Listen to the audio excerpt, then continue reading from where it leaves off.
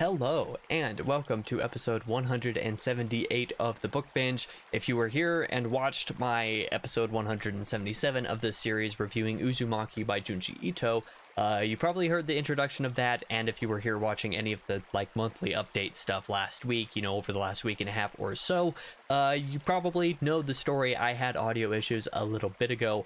I'm recording this very early in the process of having mostly fixed those. I think there's still a little bit of adjustments to be made on that front, so if the audio is a little bit rougher in this video, I apologize. But that is all the preamble that I'm going to go into for this video. Let's jump into the fact that I am reviewing The Failures by Benjamin Lyer, a book that I wish I could have reviewed an entire month ago, but I was still reading it at that point when I would have liked to review it initially because of other reading projects that I had to get done first, which were, a little bit of a higher priority. So here is my mildly late review of the debut novel of Benjamin Lyer, a book that I absolutely loved, as a little spoiler for what's to come in this video. Starting, of course, with the good, we're going to be a little bit more freeform in this video. I've basically written down several of the points that I want to talk about, and I'm going to just kind of go from there. If you want more constructed thoughts on this, definitely read my review that I did of this on Goodreads. It's about 2,500 words long, just under that.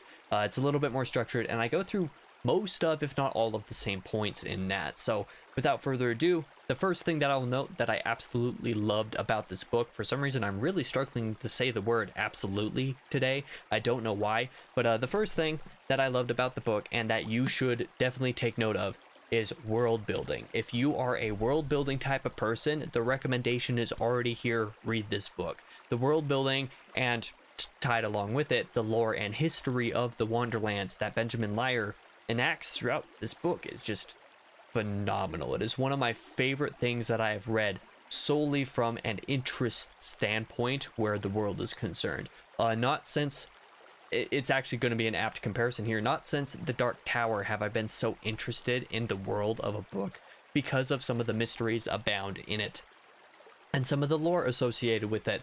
Dark Tower is actually, like I said, a pretty apt comparison because there are a couple elements of the world building in this book that are definitely stolen straight from that series, and Lyer admits as much in the acknowledgments of the book.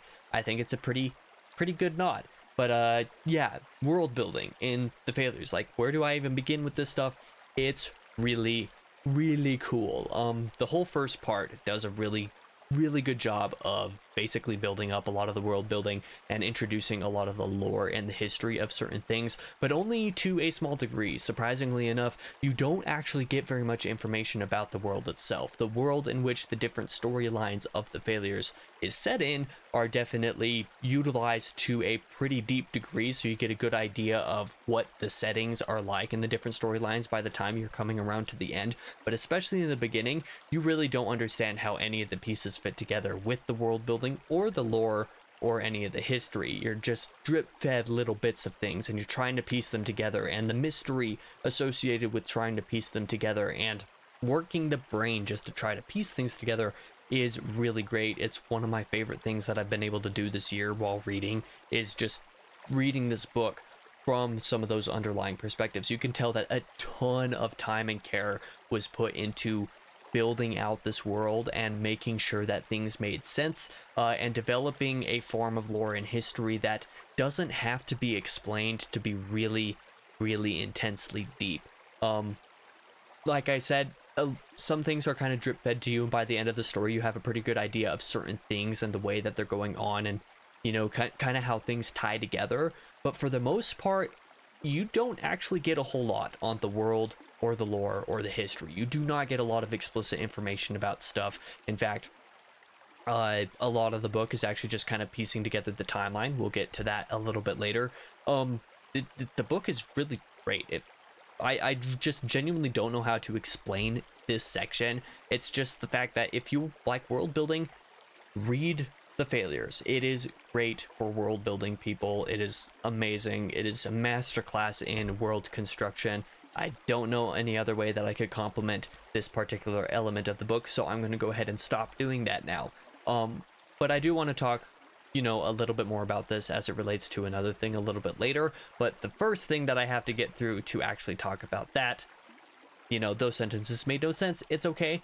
characters and dialogue was something that I also really loved about the failures. I think these are going to be a little bit more of a sticking point with certain readers. Certain types of readers aren't going to enjoy some of the attitudes of the characters in this book a whole lot, but I think that the diversity of the cast and the execution of them was quite good. One of the most interesting aspects of the failures is that all of the different storylines, all of the different POVs have a very different personality and just kind of attitude and air about them that makes them really intriguing and, to me, really compelling. You have all this, different types of people. So you have certain POV chapters that are basically more about the sort of back end lore and history type of characters, the older characters that have a little bit more influence on stuff. So there's some cool stuff there that you don't really get a lot of information from, but that is really great for set dressing and material like that. You have a couple POVs who were like, very like middle grade type characters. They're that age, that middle grade / young adult age characters that completely bust all of the tropes of your typical middle grade and YA characters. Like, they kind of have that vibe going for them, but they're also very interesting in their own ways, especially how they interact with the rest of the story. You have a group of characters that were at one point in their lives 20 years before, basically your typical YA heroes, but who over the course of 20 years have become very jaded and distant from that legacy. And jaded is definitely the right word. There's some of those jaded characters that's really fun. There's a lot of distinct POVs, a lot of distinct characters in the book that I think are worth following the story along with. It's a great time to follow along these characters, in my opinion. Some of them are going to hook a little bit less for certain people than others. For example, I have completely opposite favorite characters to several other people that I know. Literally, somebody else's favorite POV is my least favorite. My favorite is their least favorite. But your feelings on everybody will change as the story goes on. Like, my least favorite POV actually came pretty close to being like not my least favorite POV anymore by the end of the story, just because of the way that Liar decided to use that storyline at the very end. My favorite POV is something that certain other people, and even myself, weren't really sure how we felt about it at first, but slowly became a little bit more invested, and then eventually became a favorite because of the way it's utilized through the story. There's a lot of dynamic where character work is concerned, and I think it is almost as worth reading the book for as the world building. But like I said, your mileage may vary with the characters. You're probably going to feel a little bit differently about them than somebody like me is going to feel about them, so that is something to take into consideration. And this is most especially notable as far as the dialogue is concerned, because the dialogue is pretty snappy. I think if there's anybody who dislikes the failures, I would not be surprised if the dialogue was a primary factor in that. And I would even be a little bit surprised if it was not a primary factor in that, because yeah, the dialogue is pretty snappy. I'm not going to say it's like the whole Marvel Joss Whedon type of thing, because that's definitely not. It's not that direction. It's a little bit more towards a fringe sort of realistic dialogue between actual people that kind of feels off in books. So something that I explained in my written review of the book is that when you watch a movie or when you read a book, the dialogue tends to feel scripted. Even heartfelt moments, even natural moments, still have a sort of scripted air to them. The way they're delivered or the way that they're spoken feels scripted, because they've gone through several editorial passes to make sure that they sound basically as good as they can sound, and they're very streamlined. That is more or less what I'm getting at. A lot of dialogue and a lot of entertainment medium is very streamlined. But what a lot of those shows and movies and books and stuff forget is that humans don't actually talk like that. People do not talk like that for the most part. The vast majority of people just aren't really capable of coming out with those types of strings of phrases and words and ideas in that manner naturally, without a lot of imperfections. And you can't really utilize that in dialogue because it feels weird for the most part. But something that I appreciate that Liar decided to do with the dialogue in this book is incorporating well, people who talk like I do in real life with an excessive amount of cursing and certain other aspects of speech that just don't typically make it into a story because they're imperfect forms of dialogue, and so it feels off.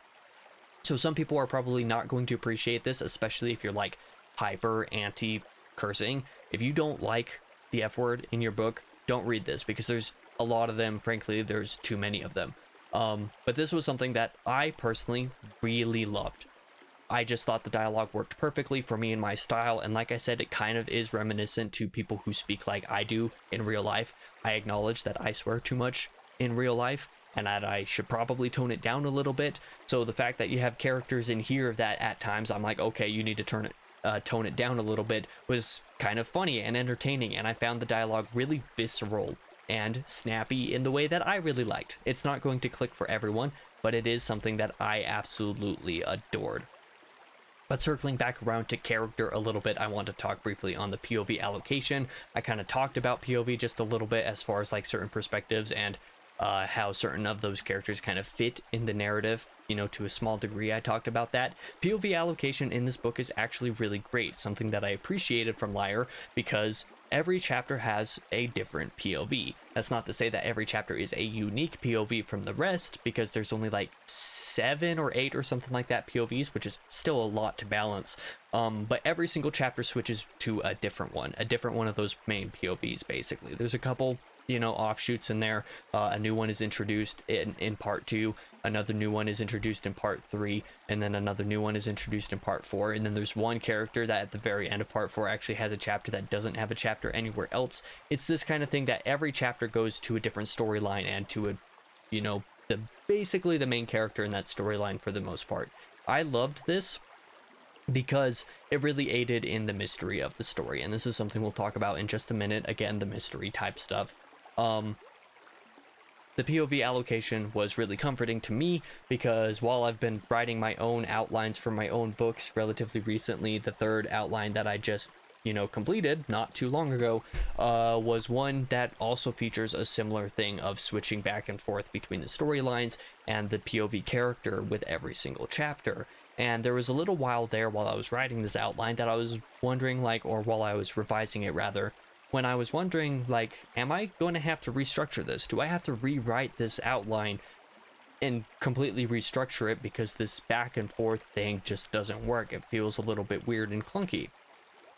After having read this, I'm more confident in my decision for having stuck with my original POV allocation, because I think that despite the POV changing every chapter, regardless of how short or long the chapters are, because the chapters are pretty short here, which is almost a bonus in its own way, I felt like it worked here, and so I'm more confident in my ability to make something work on my own front. So that's a little bit more of a personal take, but I really liked that. I guess the more general positive point that I could make here for you guys is that the chapters are pretty short. They're not super short like Valor and Wrath by John Gwynne type short, but they are pretty short for the most part. I think the average chapter length throughout the whole book is like 7 pages, so you have several chapters that are like 10 or so pages, but a lot of them are only like 5, so it gets pretty short for the most part.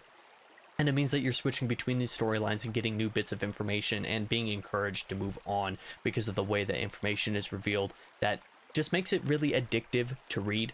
And I suppose that actually brings me to my point that I want to talk about in terms of the mystery, the world, and the character and stuff like that.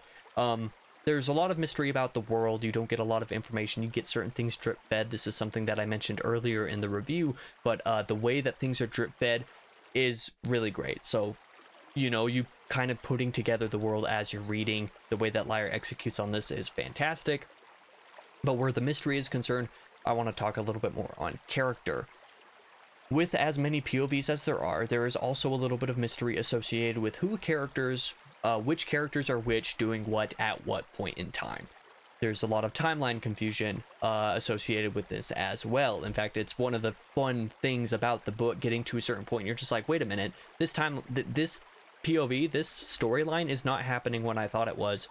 I was wrong about this, so when is it actually happening? And you have to go and put things together to figure out when the things are happening. And like, this is the central point of one of the things, like the thing that I loved about this book as a cohesive narrative, is piecing everything together. I loved reading every chapter and having some new little bit of information dropped, or some new perspective added to something that completely flips my view of the world and certain characters, or makes me realize a reveal just below that, or just before Liar is able to reveal it himself. That's like, it's super, super rewarding. And it is so rewarding to the point that I am going to reread this book probably before the second book comes out, which is not something that I typically do. And depending on what the second book does with some of these things, there's the chance that I'll reread both of them before book 3 comes out. This is not something that I do. The fact that I think that I might be doing that kind of thing for The Failures means that The Failures is exceptional on this front. This aspect is not going to work for everybody. I know a couple of people who finished the book who didn't really see the point in leading trails that lasted as long as they did in this book, and I can see that point. But I think the engagement that you get out of a reader who is curious and wondering about some of these questions, it's just like, oh, I have a question about this, let me read on and try to put the pieces together and figure it out. And then they do, and then you reveal the answer a couple chapters later. That is a really rewarding thing for certain types of readers, and in this specific example, that really, really worked for me. So that is something that I just really appreciated that. So if that's something that you enjoy doing with a book, is putting things together and basically the author trusting you as a reader to put things together, or to understand things, or to trust that you'll get the information that you need when you need it, rather than everything being dumped on you immediately, this book is definitely going to satisfy that, because there's a lot of questions and most of them don't get answered, but you're still left, you know, along with the ride in just the right way, that it feels right. In my opinion, this book definitely feels right to read. It's great. I really, really loved it. But I will say there are a couple things that are a little bit more rough about the book, but most of what's coming here in the bad is actually stuff that I would say that certain people are going to have a problem with, as opposed to things that I actually had a problem with. So I've already mentioned a couple of these things. The top one in here is basically that the dialogue might be a little bit too snappy for some people. Some people aren't going to take to the characters. Some people aren't going to take to the dialogue. Some people aren't going to take to aspects of the mystery and putting pieces together. So some people aren't going to love this book as much as I do. It's not going to work as perfect for most people, or for some people, as it did for me. But it's something that is worth giving a shot if any of these specific things are things that you enjoy about books. If what I said in the good is something that entices you, it is worth checking out because of those things, even if some of them don't fully land for you. Like I said, the mystery and weaving together the plot and the characters and stuff may seem a little bit unnecessary over the grand course of the book, but for me, I think it's more of that rewarding factor, and will make it even more rewarding to reread as you go through and find stuff that you didn't notice the first time, or that you forgot about the first time because it seemed irrelevant but actually wasn't. That's the kind of thing that I really enjoyed about The Failures that maybe some other people aren't into. I don't know your specific reading tastes as a viewer, but if that's something that you're into, this book is great. If that's something that you're not into, maybe that's something to consider before checking this out.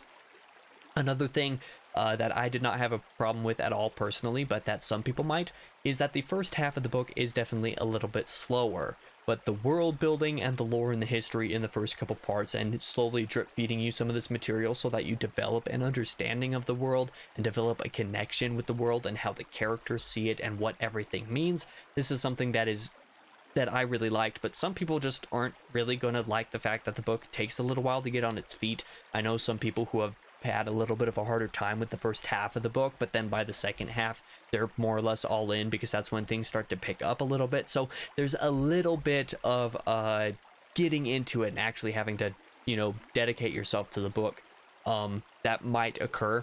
I was in it for the long haul, basically from the very moment I started the book, but some people might not be that way, so, you know, your mileage may vary, of course. And then one little side point that I'll just note here is that I feel like I recall one specific moment in part 4, very close to the end of the book, that I think might have been a continuity error, but it might be a me problem. It might be something that I completely missed. Again, something that I think is going to be worth rereading the book for is all the little things that I missed, or some of the things that I missed or misunderstood, so that I can reread them with new context and feel like I appreciate the book a lot more. So maybe there was a major continuity error at the end, but maybe I'm just stupid. So, you know, take that with a grain of salt when I put that in the bad here.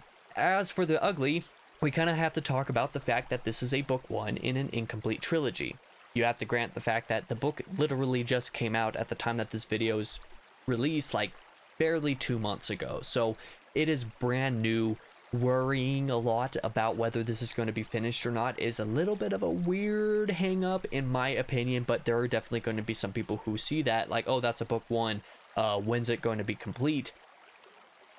It's a good question. I don't know if we have a guarantee, like basically when things are happening. I know that Liar is writing book 2 right now, but that is something to consider if you're really sensitive to that kind of thing. I think at the very least this is worth picking up, like buying, so that you can read the trilogy when it's done, because I feel pretty confident in Liar with the intricacy of this world. I feel like he spent he says in, you know, it's either in his bio or in the acknowledgments at the end of the book. It's somewhere basically saying that Liar has been writing for years, like decades, basically, fiddling around with things that would become the Wonderlands decades ago. So it's one of those things that's like, you can tell that there's been a lot of time and care put into the world and into certain aspects of the lore and storyline that has existed for a long time. So I don't think it's going to take that long for him to finish the books, but I felt like I kind of needed to say this. Like, why am I recommending a book? Well, I haven't recommended it yet, but why am I going to recommend a book so highly that is from an incomplete trilogy? Well, because it's really good and I really enjoyed it. And even if none of the books 2 or 3 were to come out from this, I still enjoyed my time with this enough that it was worth it. So that is ultimately what it comes down to, which is a precursor to the recommendation in that read this book, please. Like, read this book. I know it's a book one in an incomplete trilogy, but if world building is your thing, or if any of the other things about like piecing plot together and working for the reward of the book, and an author who trusts you to actually put in that work and to get to some of the answers before he tells you what the answers are, like this is worth reading in my mind. There's nothing about this book that makes it not worth reading to me. So a little bit of this is just the fact that I loved it so much.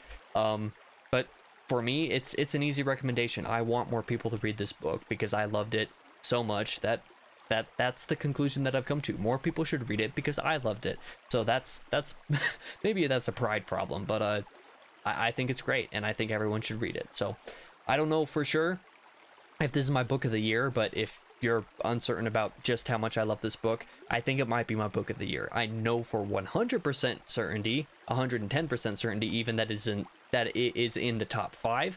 It's most likely in the top 3, and it might just be book number 1. So we'll see how things are over the last 4 months of the year, how my book of the year lists kind of shakes up, but I don't know. This one has a pretty real chance right now of ending up at the top, so that's the praise that I'm going to give it. But that is all of my rambling for this video. I'm surprisingly enough actually think that I did a better job with this than I did yesterday. So, you know, yay for re-recording and needing to re-recording for once. The only time that you'll ever hear me say that. I hate having to re-record videos. So, yeah, thank you for watching. I had a great time recording this video. I had a great time reading the book. I had a great time writing the review that I posted for it on Goodreads. So if you read that review or you watched this review all the way through, just know I greatly appreciate you. It's people who watch, and you know, that give me an extra reason to do this besides just the fact that I enjoy doing it. So I appreciate you. Thank you a lot. On Thursday, I should be back for a fun little video called The Benefits of Rereading, where I have a little discussion on that. That one won't have any audio issues because I recorded it several months ago back when I wasn't having audio issues. But either way, thank you for watching. I'll be back in the next video regardless.